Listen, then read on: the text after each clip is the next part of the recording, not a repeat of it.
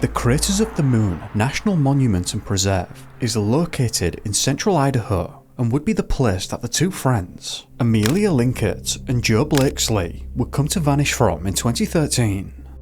This area is home to extraordinarily harsh terrain, spanning over 750,000 acres of rugged lava flows, volcanic cinder cones and lava tubes. The area was thought to have been created thousands of years ago due to a series of eruptions, giving it its seemingly otherworldly appearance. Today, it is cared for by the National Park Service and is one of the lesser-known parks.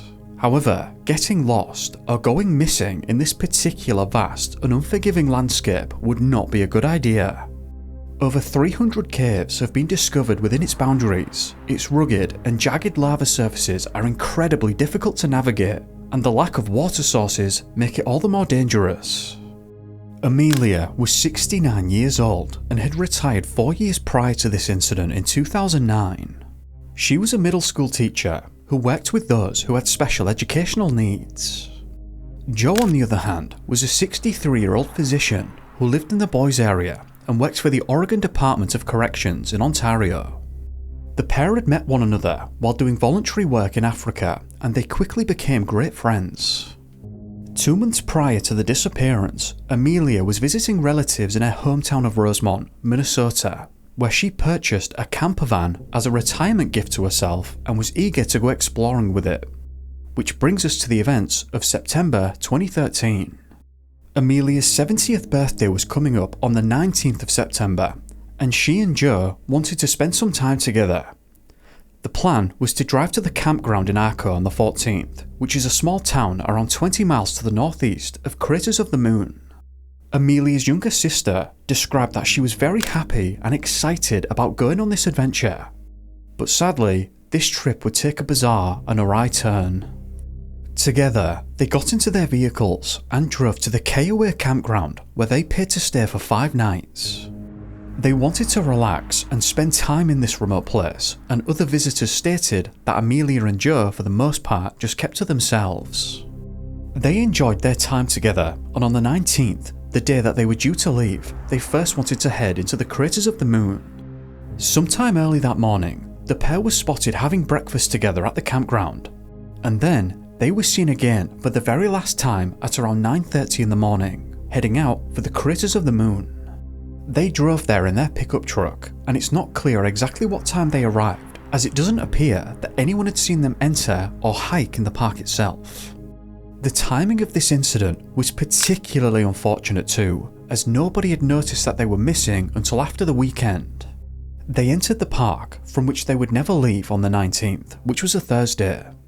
Amelia and Joe were quiet people, and it would not have been unusual for them to have reached their respective homes and had a nice quiet weekend up until the Monday.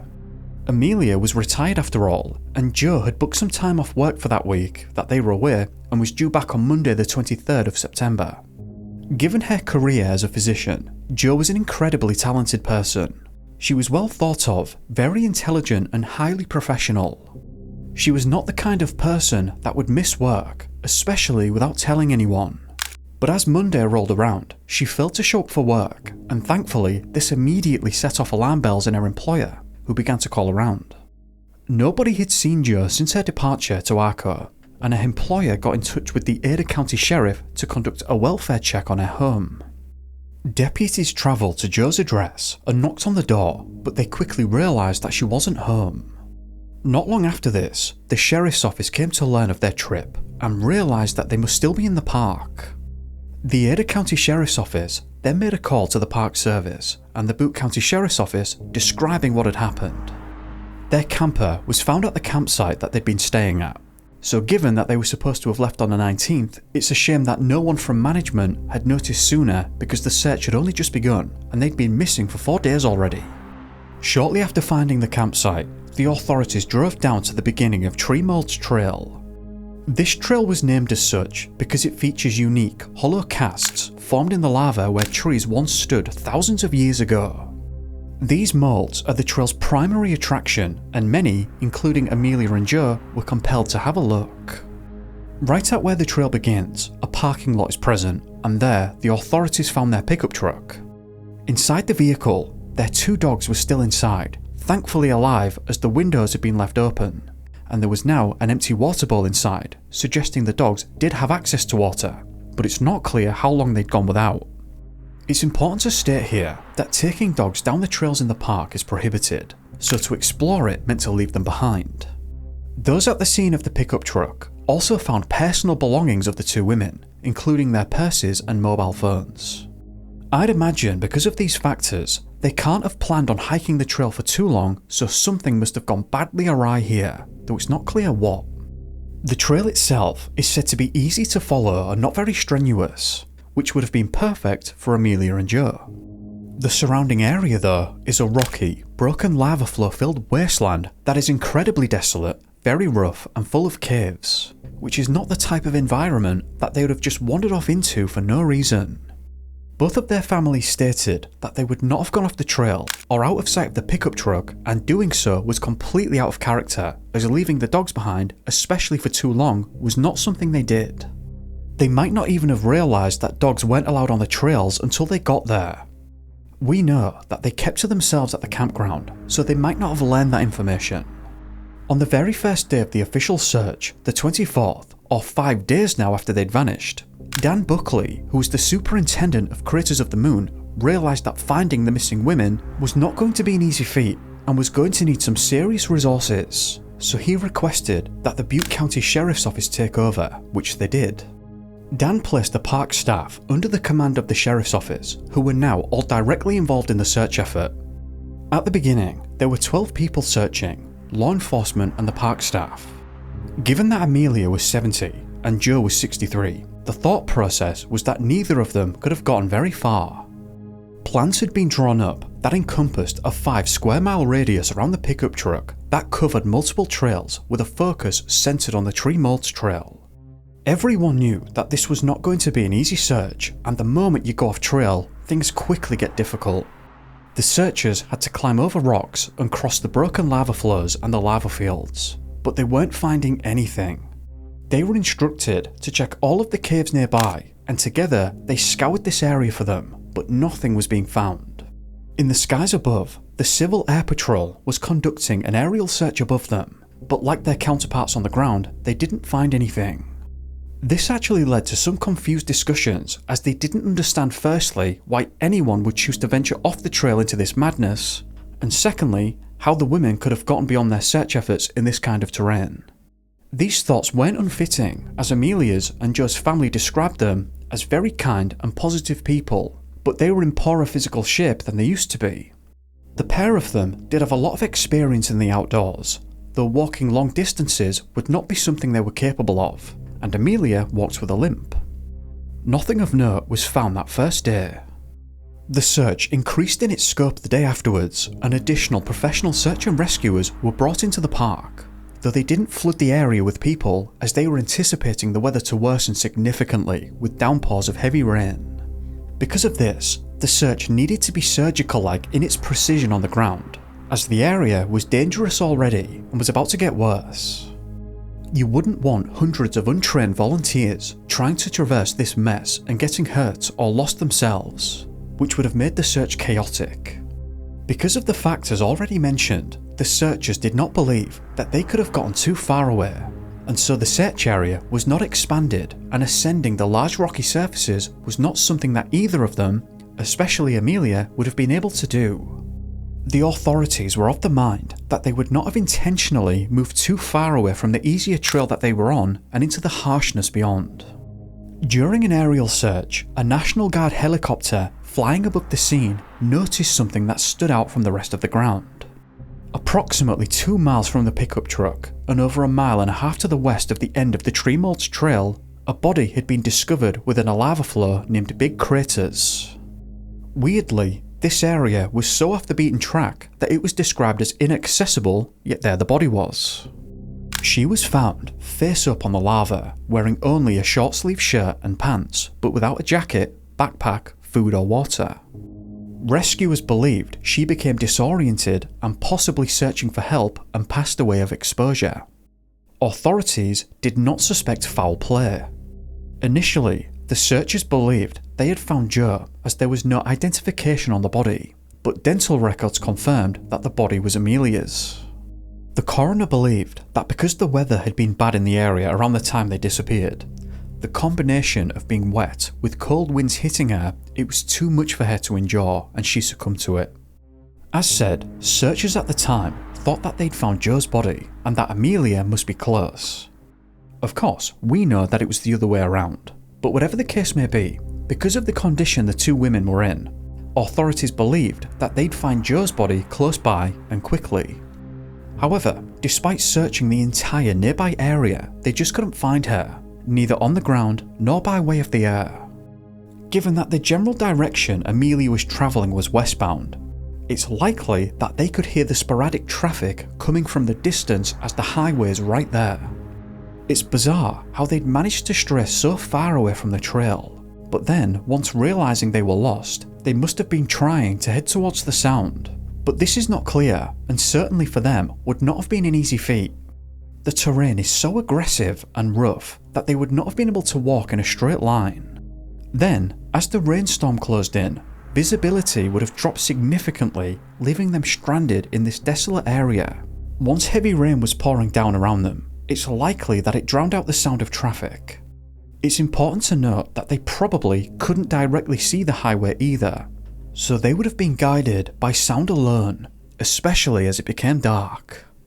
In any case, following the discovery of Amelia's body, investigators put two and two together and started flying over this westbound area towards the highway.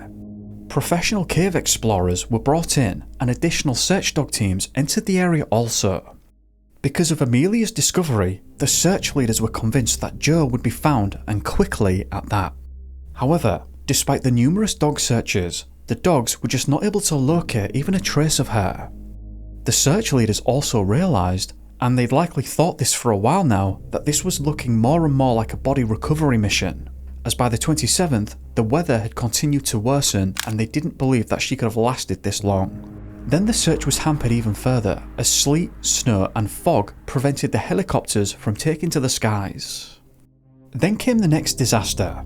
On the 30th of September, there was set to be a government shutdown which threatened the search, meaning that the park rangers and such would have to stop. However, the vast majority of the personnel involved volunteered to keep going. At first, it appeared that Amelia and Joe had separated, and the searchers had no idea why they would have done this. But then it was reasoned that in all likelihood, they hadn't. Instead, it was reasoned that Amelia likely became injured or sick, and then Joe continued on westward to reach the highway to bring back help. However, for one reason or another, likely the onslaught of the rain, cold and wind, Joe was just not able to reach safety and fell a ways before the highway.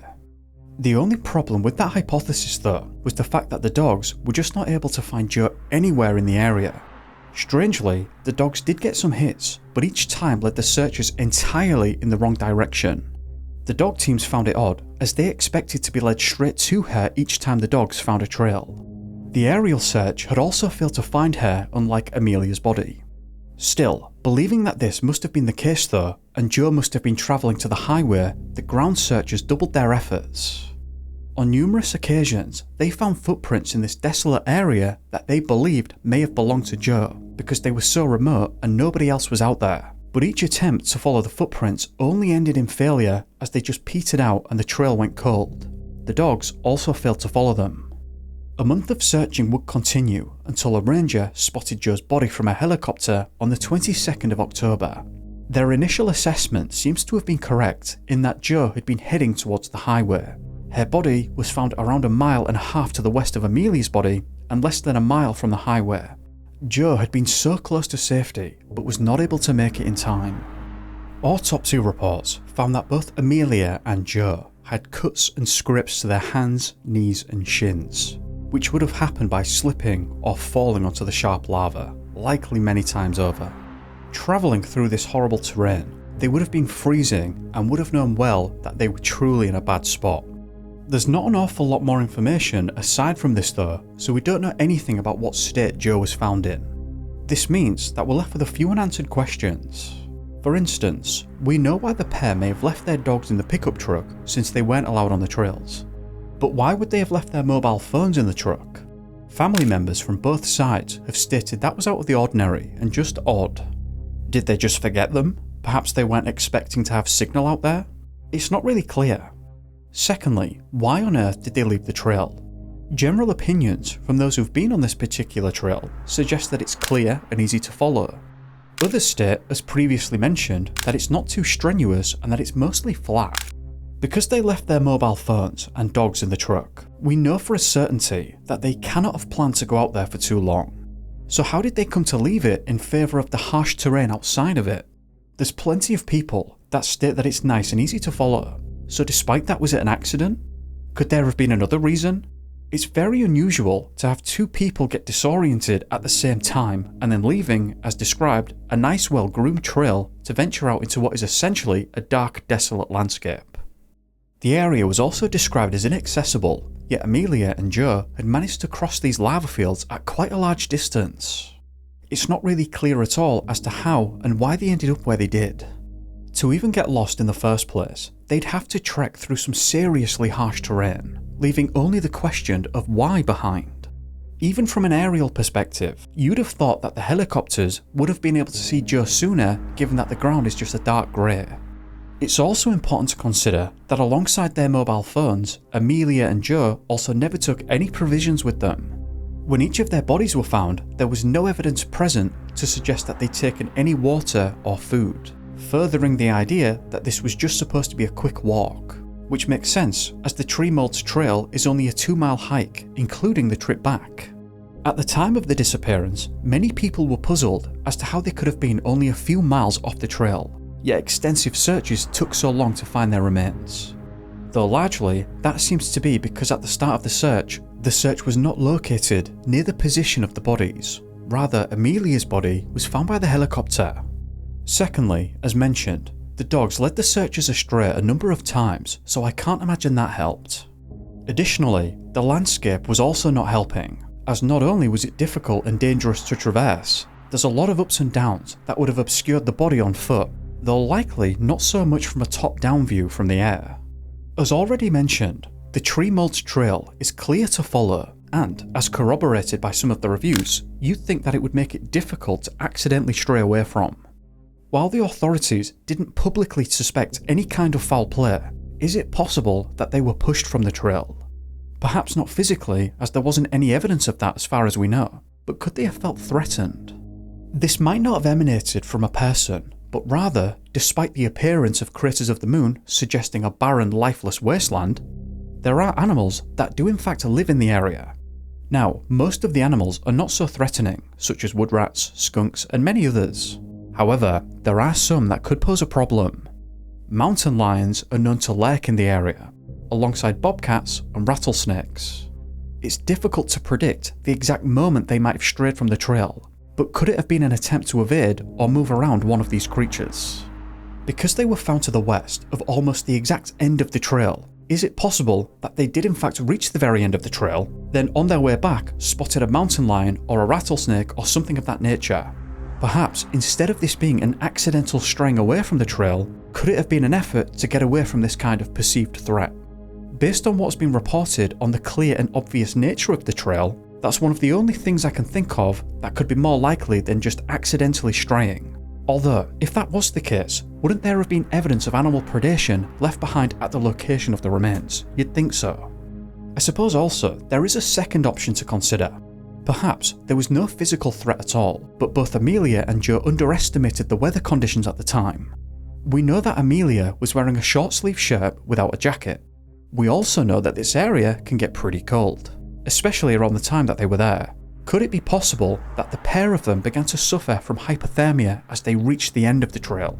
Could that have caused them to become disoriented at the exact same time, and then in absolute confusion wandered so far away from the trail? The third option to consider is the fact that in this area off the trail, there are unmarked tree molds to be found. Could it be that the pair felt confident enough in their abilities to go out and find them? This idea removes the threat, hypothermia, and accidental elements and would suggest that they had just overestimated the challenges involved in finding them. Although, in that case, you'd think that they would have taken some supplies with them because all of a sudden, their quick 2-mile hike was going to turn into something longer, And given that they left their dogs in the pickup truck, I can't imagine that they'd have a change of heart at the very end of the trail and spend even longer doing something else. But if this is in fact what happened, they could at some point have realised that they were lost and couldn't find the trail again. But hearing the sporadic traffic in the distance just ended up travelling west towards the source. Obviously, those are just some speculations, and the truth is, we don't actually know where exactly or why they left the trail. Something that seems to have thrown a lot of people off was the lack of success in the beginning by the aerial searches. The areas that the bodies were found were not totally obscured and were visible via the air since they were both found in that manner. However, for Jo's body, it took over a month to be located.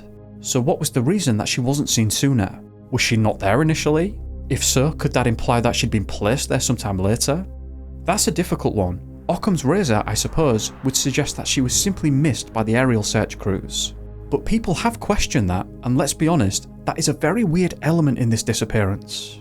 Coupled actually with the fact that the dogs did find a scent lead numerous times and proceeded to take the search crews in the completely wrong direction. In hindsight, it does seem that the search effort was doomed to failure from the beginning. The search began 5 days after the pair had gone missing when it was realised via Jo's white place. Given that kind of time frame and the weather present at the time, it seems unlikely that they ever stood much of a chance of being found in good condition. It was like a perfect storm of things going wrong that led to this outcome. Ultimately, we're left with a lot of questions that have not been fully explained. While we can speculate the precise sequence of events, the exact reasons for their decisions and actions remain unclear.